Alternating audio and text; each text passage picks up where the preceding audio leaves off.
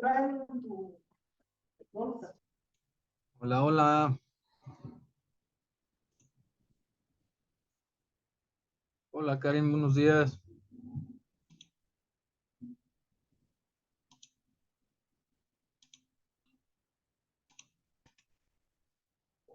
¿Ay, me escuchas?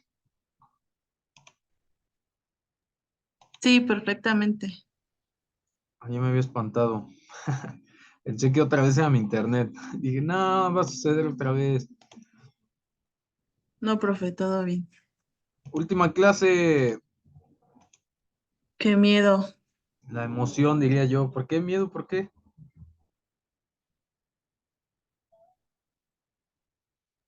Pues digo. Leti, ¿cómo estás? Buenos días.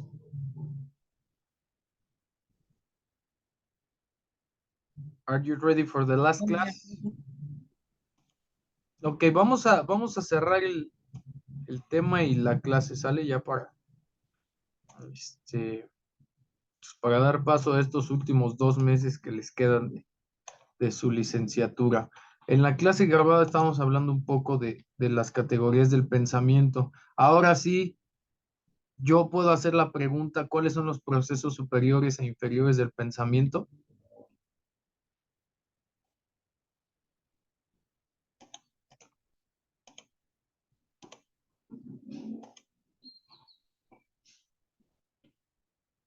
¿Eso es un sí o eso es un no?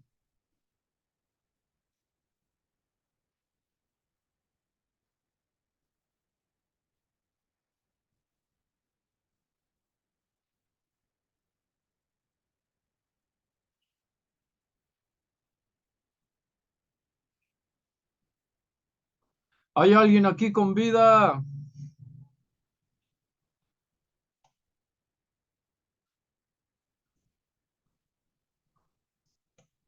Nada más díganme sí o no, y si no, yo se los explico.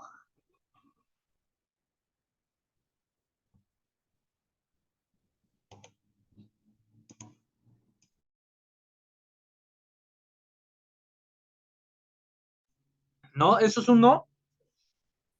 Ah, ok. Más o menos, profe. A ver, más o menos, échale el más y quítale el menos. Cuando hablamos, Inferiores. ¿cuáles son? Em, las emociones, Mm, no. ¿no? A ver, les doy chance de que lo googleen rápido. Procesos inferiores y superiores del pensamiento, ¿qué son? ¿Para qué sirven?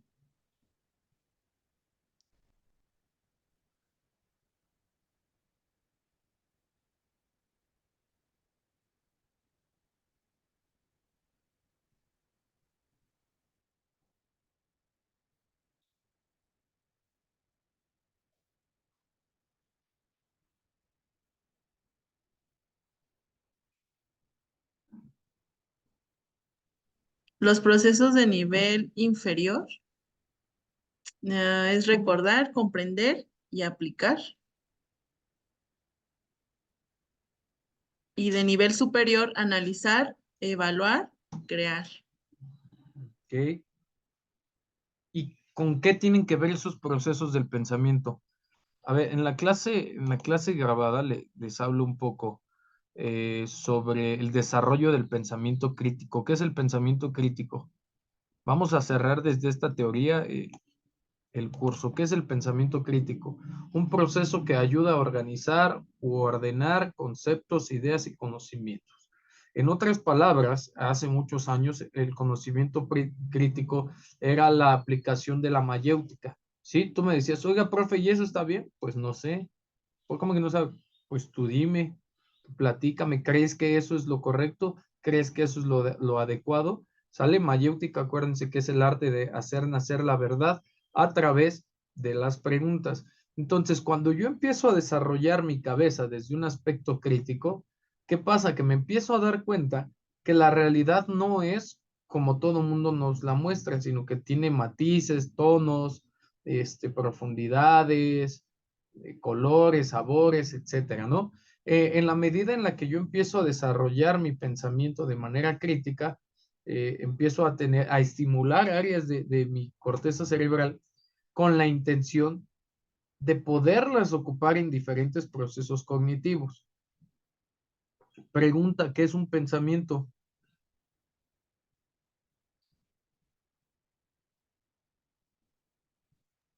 Es el proceso de generar ideas. Ok, un pensamiento es el proceso a través del cual nosotros generamos ideas. O sea, de tal manera que todo mundo puede ser un pensador crítico, ¿sí o no?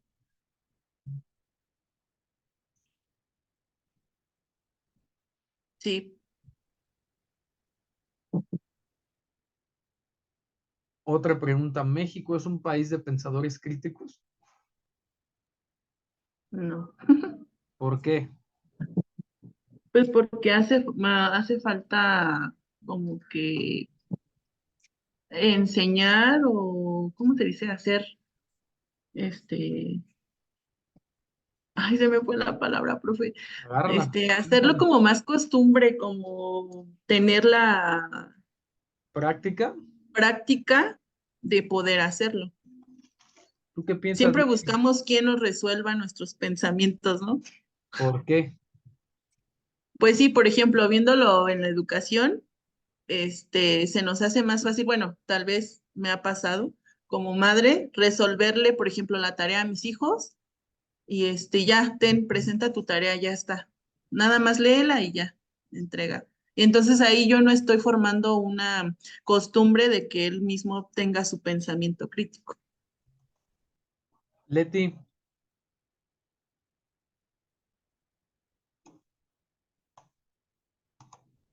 Sí, profe. sí que. Como dijo, como dijo. Ok, partimos de esta idea, ¿no? El pensamiento crítico siempre cuestiona lo establecido. ¿Qué es lo establecido? Lo institucionalizado y lo institucionable. Ejemplo, cállate, siéntate, párate. Nosotros los pedagogos sabemos que venimos de casi 500 años de una educación eh, de la iglesia, de una educación en la... ¿En qué época es? Que no está ni al principio ni al final.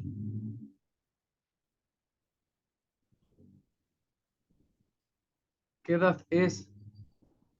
¿Media? La Edad Media, bien. En la Edad Media, en donde se castigaba de acuerdo a una sola creencia, el pensamiento crítico lo desarrollamos los seres humanos partiendo del cuestionamiento de lo que ya está establecido a través de la curiosidad natural que tenemos todos los seres humanos por aprender. Por ejemplo, los que tienen o los que tenemos hijos pequeños, decimos, ¿y por qué eso? ¿Y por qué todo el mundo sabe que los niños tienen una etapa del por qué, por qué, por qué, por qué? Porque están conociendo el mundo. Y a veces nosotros como adultos cometemos el error de, pues porque así es, ¿no? O porque así quiero que lo hagas y ya, cállate, ta, ta, ta, ta. Pero si nosotros comenzamos a desarrollar o a fomentar esta parte que dicen ambas del pensamiento crítico como una manera de resolver problemas, como una manera de investigar sobre la realidad o entender la realidad, los beneficios a la larga son mayores, ¿sale? Es una persona que no va a vivir engañada y que no va a ser fácilmente manipulada. Usted, yo hacía la pregunta, ¿México es un país de pensadores críticos? No, en un país de 131.1 millones de habitantes, pues yo creo que si 10 millones son pensadores críticos, ya son muchos, ¿no? ¿Por qué? Porque bien lo dicen, no estamos acostumbrados a pensar, porque esta manera de trabajar no se desarrolla en las escuelas, ¿sí? Desde mi muy humilde punto de vista pedagógico, esta es la forma en la que a mí me gusta trabajar, a partir del pensamiento crítico, ¿sí? En preescolar, en primaria, en secundaria, en preparatoria, y de repente se separa, ¿no? De lo que normalmente se enseña, y es por eso que muchos papás me dicen, es que por qué esto, es que por qué hay que hacer lo otro, es que por qué esto, es que por qué lo otro, es que tal, tal, tal, tal, tal, tal, tal, tal, tal y tal, porque, como bien decía Karen, los papás decimos, ahí está, lo llevas y ya. Entonces, cuando yo le pregunto al niño, pues hay problemas. La idea es desarrollar más pensadores críticos desde este punto de vista. ¿Sale? Desde este punto de vista. ¿Cómo puedo pensar o cómo puedo desarrollar pensamiento crítico a partir de la claridad de los pensamientos, a partir de las ideas claras. Perdón, no sé si les ha pasado que de repente un niño cuando ve que alguien se expresa correctamente, lo quiere hacer, pero se empieza a inventar cosas como de, ah, sí, yo el otro día también fui con mi tío y conocimos a Superman y empieza a enunciar narrativas que lo pueden acercar a esa parte del desarrollo del pensamiento crítico, ¿sale? Pero no tiene su idea clara. Entiende la estructura, pero no sabe por qué se desarrolla esa estructura y se le hace interesante, ¿sale? ¿Cuál es la importancia del pensamiento crítico? Tiene muchísimas aseveraciones. La principal es que se actúa a través de la razón y no por los impulsos. Qué complicado es actuar a través de los impulsos. Más bien, no actuar a través de los impulsos. ¿Quién me dice por qué? Porque no se está teniendo un pensamiento crítico, ¿no? Ya es por impulso, ya sin razonar, sin encontrar una razón. Cuando piensas por impulso, ¿piensas con qué?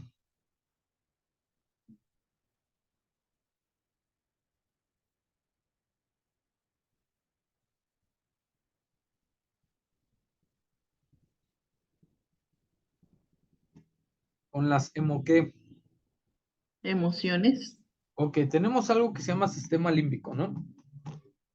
Sistema límbico detecta a través del medio externo estímulos y esos estímulos viajan por el hipotálamo y el hipotálamo los lleva a una zona en donde nos producen respuestas sensorioemocionales y estas respuestas sensorioemocionales derivan en conductas físicas que pueden ser ira, desagrado, alegría, tristeza, todo lo que hayan visto intensamente.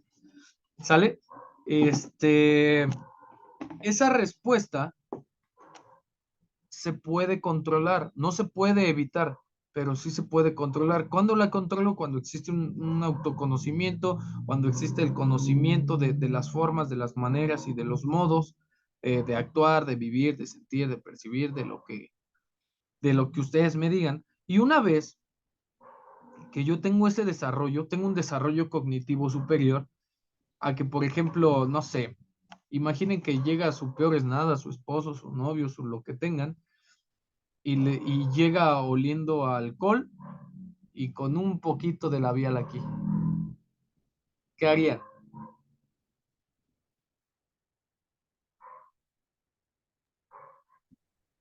Pues reclamar, actuar por mi enojo, decir cosas que no por enojo. Que eso es lo natural, ¿sale?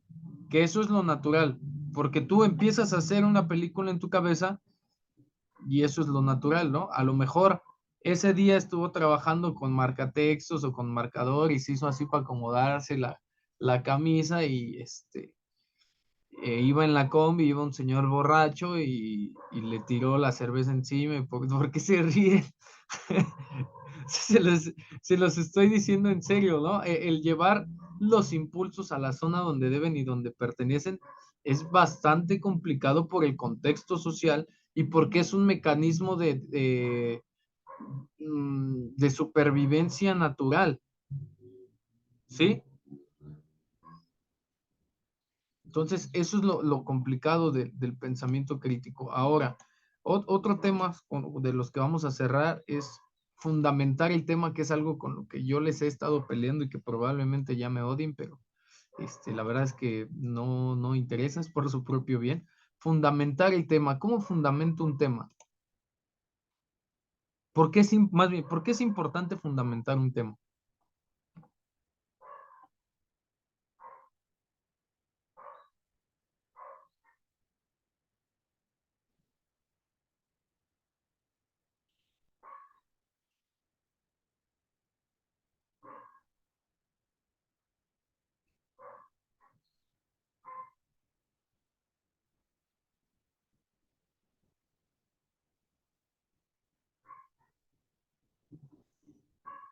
Era pregunta, ¿eh?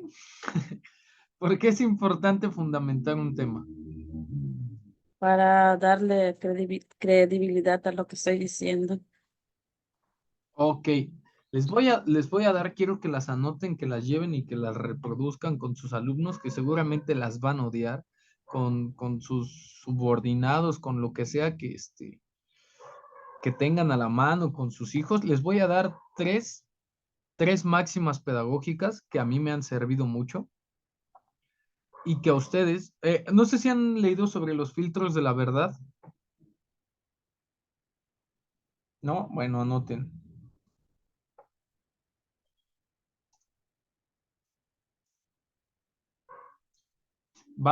Eso ya lo van a investigar ustedes. Filtros socráticos. Así le van a poner. De todas maneras, ahorita se los voy a mandar yo. Espérenme. Pero lo investigan, ya es formación, ya es currículum oculto, ¿eh?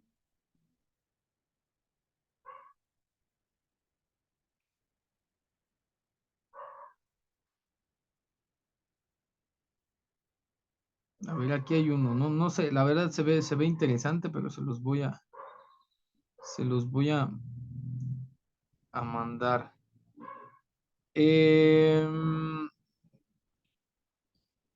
Anoten la primera, antes de que se me olvide, ahorita se los mando. Mi opinión pedagógica debe de estar basada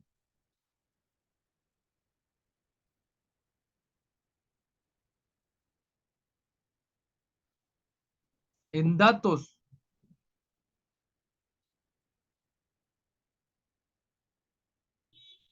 no en lo que yo conozco o lo que a mí me ha pasado, ¿sale?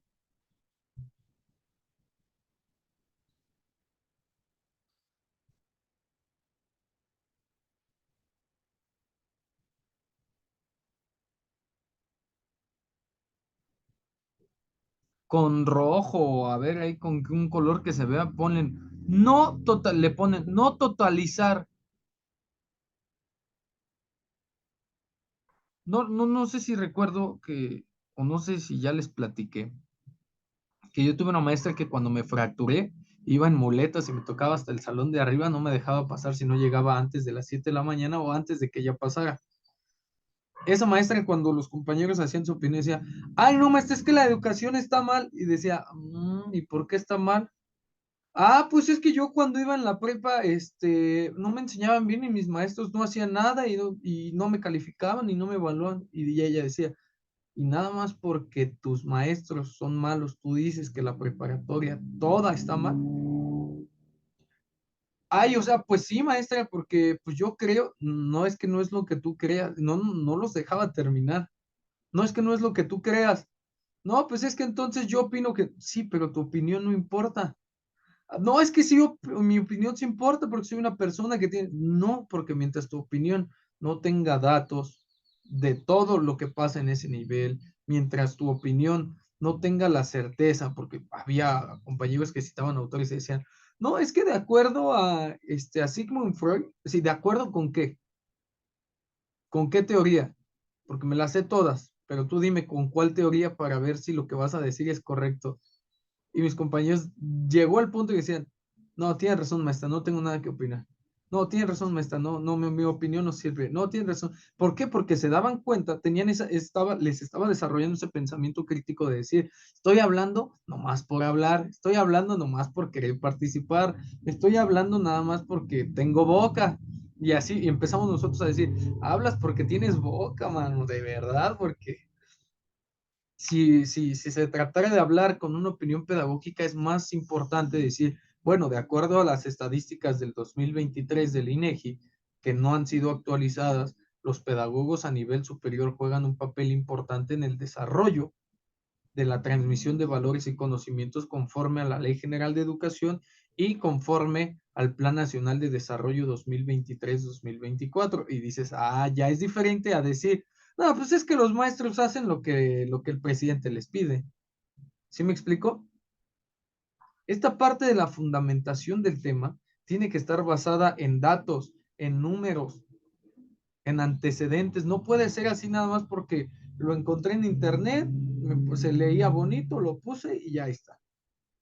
¿Sí? Porque entonces yo les podría decir, les digo la otra, esa es una de las máximas, la no totalizar. Y la otra, tu opinión no es importante a menos que sea la solución. Anótenla, están tan duras, yo las tengo aquí, miren, aquí grabadas en mi cabeza. Sí, ¿por qué? Porque cuando yo fundamento el tema y yo, por ejemplo, que les pido muchas opiniones, estoy tratando de leerlas para ver en el proceso en el que están en el desarrollo de su opinión o de su fundamento crítico, ¿no? De decir, bueno, me acabo de chutar 60 hojas de lectura, acabo de hacer 5 hojas de trabajo y mi opinión es que está bien porque me parece lo más idóneo y está correcto, son 3 líneas. Y yo digo, me queda claro que el proceso de selección de información y el de organización ya lo tenemos. Pero ahora la opinión a veces es lo más importante de los trabajos. Yo, la futura licenciada Ligia, María o Karen, desarrollé este trabajo con la finalidad de poder investigar cuáles eran las causas, aspectos o consecuencias del acoso escolar, el rezago educativo, mis antecedentes o mi marco teórico me permite darme cuenta que existe una cantidad multifactorial de situaciones o acciones que determinan que una persona termine un nivel educativo, tal como se vio en la página tal, en el párrafo tal, en donde se menciona que el rezago educativo en el nivel de educación preescolar es debido a que los padres presentan carencia económica, cultural, social, psicológica, etc., etc., etc. Yo puedo concluir a partir de esa aseveración elaborada por el INEGI en el año del 2023 que la educación primaria presenta los siguientes factores que pueden ser vistos como un área de oportunidad y tal. Y ya me doy cuenta que ya no está hablando Ligia, que ya no está hablando Leti, que ya no está hablando Karen, que ya hay ahí una pedagoga que está fundamentando su opinión, lo que ella cree, porque, repito, repítanme cuál es la máxima. Mi opinión no es importante a menos que sea una Solución. Solución. solución. Mi maestra que quiero mucho, mi maestra que quiero mucho, porque gracias a ella ya el 23 me dan mi título de posgrado, eh, me decía, a ver, es que tienes muy buenas ideas, a todos en general, ¿no? Así literalmente como se los digo, se los decía a todos, es que tienen muy buenas ideas, pero tu opinión no interesa, porque nadie sabe quién es Abraham Gómez, quién es Karen Juárez, quién es Marlene Rodríguez, nadie sabe y a nadie le interesas tú. O sea, ¿por qué tú le habrías de aportar una solución a un problema de años? Cuando tu opinión es una solución no la da una persona, una solución la da un profesional. ¿Sí me explico? Yo ahí lo entendí todo. Algunos compañeros decían, no, es que usted, maestra, mi opinión sí es importante, porque soy una persona. Y yo decía, entiende que tu opinión no es importante, porque opinas como persona, cuando opines como profesional, tu opinión es una respuesta, es una solución. Y la gente acude ¿a quién? A los profesionales por soluciones. De tal manera que si yo tengo mi consultorio pedagógico en donde trabajo problemas de lenguaje, de comunicación, de asertividad, de afectividad, de resolución de problemas, de enseñanza, de aprendizaje, y yo lo trabajo ahí, pues no le puedo decir, si es que hace cuenta que es como tú aprendes, es como si tú absorbieras. Y si tú absorbes, pues es como las esponjas, porque tú ya puedes aprender. Y entre más agua absorbas, más conocimiento. Si se lo explico a un niño, está bien, ¿no? Pero si yo le explico eso a sus papás, es mi opinión, no es una solución. Ah, mire, acabo de realizar una batería de pruebas psicométricas en donde puedo notar que hay carencias y algunas debilidades en el área cognitiva, en el área conductual, en el área de la comprensión lectora. Entonces, la intervención pedagógica que yo podría recomendarles con base en mi experiencia y a las necesidades de su hijo es que iniciemos primero por procesos inferiores del pensamiento. Yo voy a desarrollar una serie de estrategias a través de una planeación de hojas de rúbrica, de sesiones, en donde yo le voy a mostrar a su hijo cómo aprender a pensar. Y esto no es una solución a que esté teniendo un bajo rendimiento. Esto es un trabajo preventivo y correctivo que vamos a desarrollar en un lapso de 3 a 6 meses. Cuando tú como papá escuchas eso, dices, sabe qué es lo que tiene que hacer, sabe cómo lo va a hacer. El precio está, lo puede pagar así, las sesiones son de 1 hora, tiene tiempo, yo necesito estos materiales, que llegue puntual. Cuando tú expones esa solución, ya no es una opinión, no es lo mismo decir, pues intente con esto, intente con lo otro, intente. ¿Sí me explico? Entonces ya tenemos dos máximas. La primera, ¿cuál es? No totalizar, ¿no? Entre paréntesis. La otra, mi opinión no es importante, sino que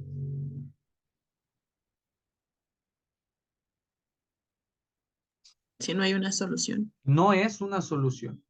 ¿Sale? Y la tercera y la más importante, la pedagogía no es una profesión, es un estilo de vida. La misma cara hice yo. Y yo vi a mi maestra así como de, ¿por qué soy tan joven, maestra? Maestra, si tan solo yo tuviera 10 años más, usted no estaría dando clases. Y mi maestra ya era grande, ¿eh? Y yo un irrespetuoso, ahora lo entiendo. Pero, a ver, cuando la pedagogía es un estilo de vida, yo no dejo de ser pedagogo, yo soy pedagogo los 24 horas. Cuando la gente se entera que ustedes están estudiando pedagogía, dejaron de ser Leti, Karen y Ligia, ¿sí?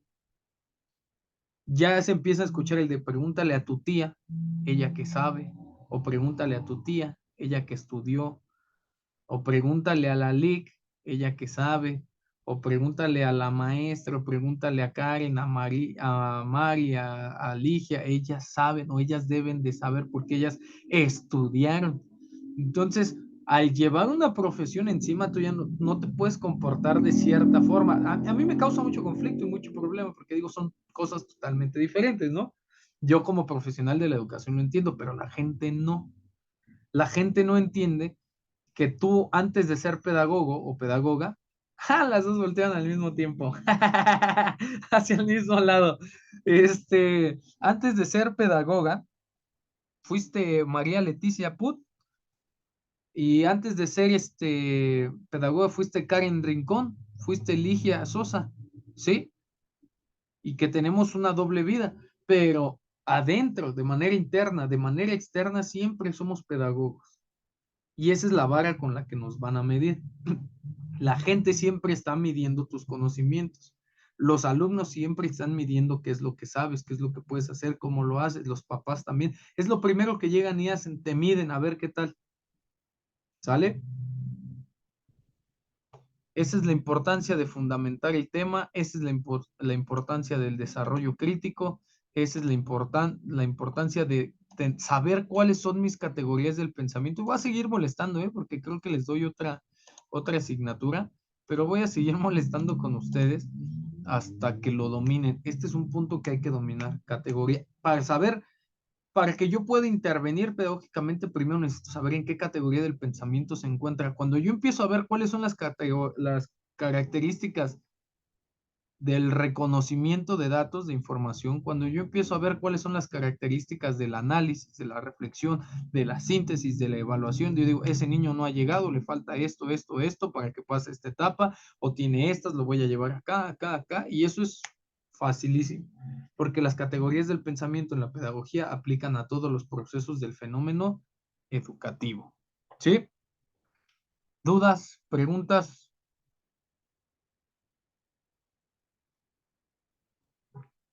Pues, de lo que comentaba hace ratos, para mí fue el que dejó las infografías. La verdad sí se me hizo difícil. Pero el detalle es fundamentar lo que estoy escribiendo. O sea, en internet puedo buscar un montón de información y a mí se me hace fácil hasta como si fuese yo que escribiera un artículo y lo escribo lo subo en Google, no sé.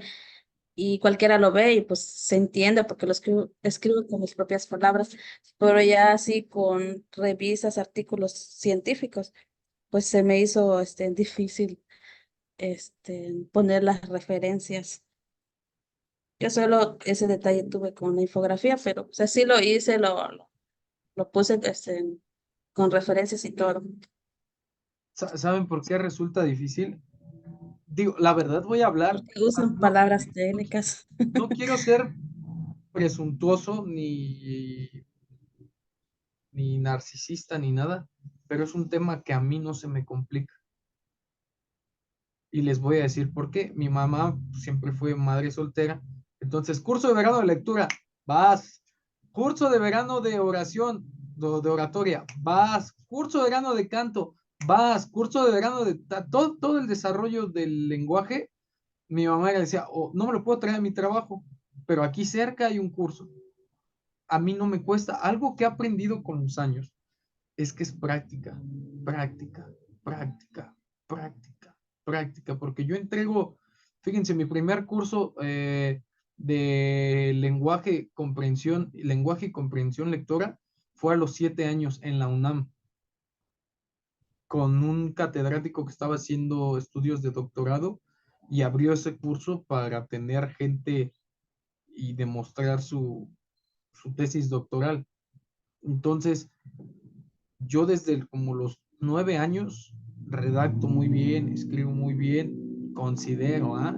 Habría que meterlo a evaluación. El lenguaje técnico es como cuando aprendes a decir groserías, es como cuando aprendes a hablar. Entre más las dices, más sabes lo que significan, más los dominas y más las aplicas. Cada que yo aprendo una nueva palabra y me gusta, la añado a mi esquema a mi vocabulario y le empiezo a platicar, le empiezo a decir, y aunque no quede, yo la digo, pasa como con literal. No, es que sí, literal, ni sabes qué es literal, nomás dices literal, pero no lo haces literalmente, solamente dices literal por decir literal, así pasa, ¿sale? Pero el desarrollo de eso va ligado a esos procesos superiores del pensamiento, de decir, es que si pongo esto, no, porque me va a regañar el profe porque eso no es así, o es que si pongo, no, porque me va a preguntar, no, porque, y ya estás desarrollando un estilo de redacción en donde dices, ya leí, y aunque pegues 400 hojas, vas a decir otra cosa totalmente diferente, porque no es que lo expliques con tus propias palabras,